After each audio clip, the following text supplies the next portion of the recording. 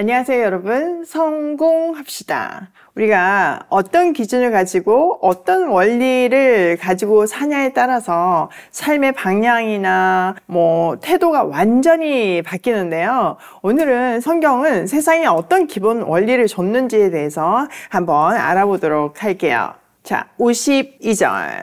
주님께서 모세에게 말씀하셨다. 땅은 사람 수에 따라서 그들의 유산으로 나누어 주어야 한다. 사람이 많으면 유산을 많이 주어야 하고 사람이 적으면 유산을 적게 주어야 한다. 유산은 등록된 사람 수에 따라서 각기 나누어 주어야 한다. 자, 하나님은요, 지금 모세에게 각 지파별로, 집안별로 땅을 분배하는 방법에 대해서 말씀하시는데요. 그 기준이 너무나 합리적이에요. 사람이 많으면 유산을 많이 받고, 사람이 적으면 유산을 적게 주어야 한대요. 사람이 많으면 먹을 것도 많아야 되고 여러 가지 필요가 많잖아요. 그러니까 땅의 크기가 커져야 된다는 굉장히 합리적인 말씀이죠. 사실 이것이요, 하나님이 공동체에 주신 기본 원리예요. 근데 지금 현재 세상은 소수가 많은 것을 가지고 누리고 묻고 있죠. 그래서 전 세계에 아직도 굶는 사람이 있고 사람답게 살지 못하는 그런 안타까운 공동체와 그런 나라들이 있는 거예요.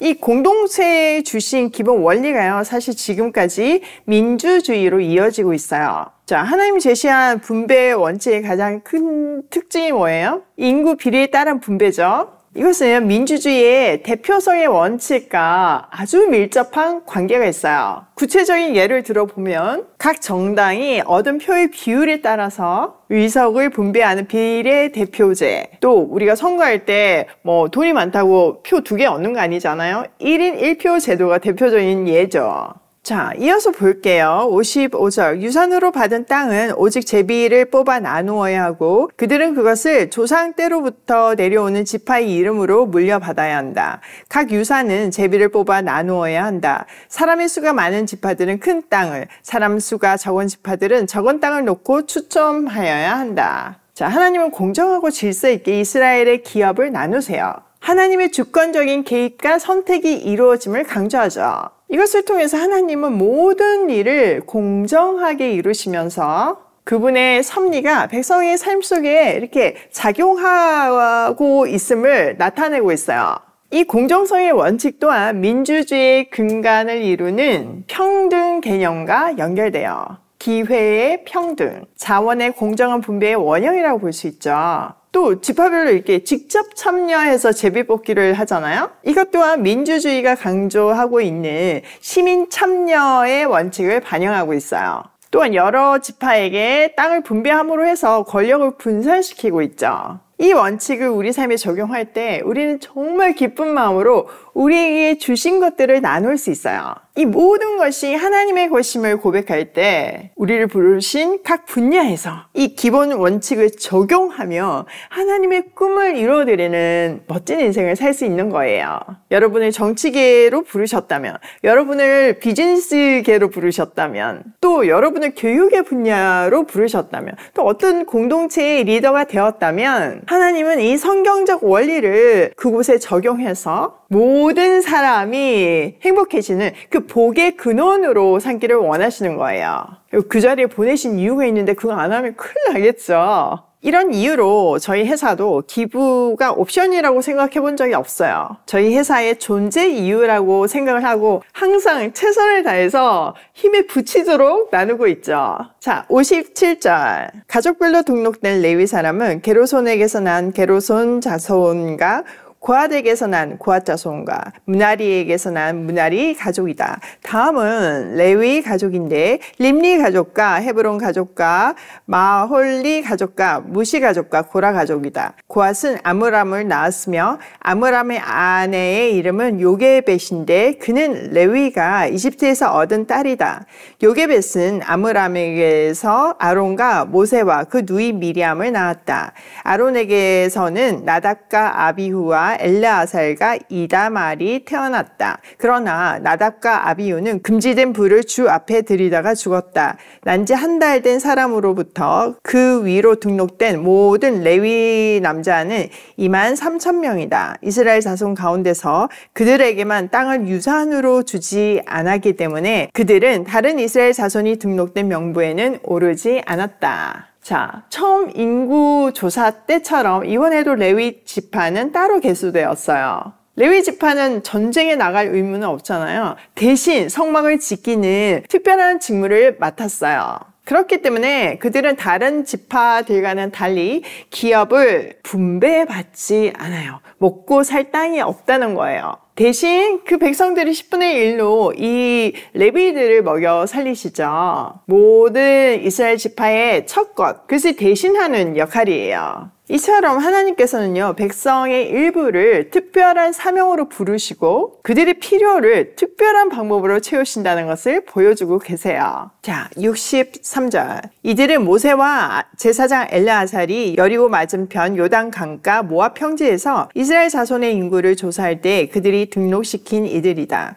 등록된 사람들 가운데는 모세와 제사장 아론이 시내 광야에서 이스라엘 자손의 인구를 조사할 때 등록시켰던 사람 한 명도 들어있지 않았다. 주님께서 그들이 광야에서 반드시 죽을 것이라고 말씀하셨기 때문이다. 여분네의 아들 갈렙과 눈의 아들 여호수아를 제외하고는 그들 가운데서 어느 한 사람도 살아남지 못하였다.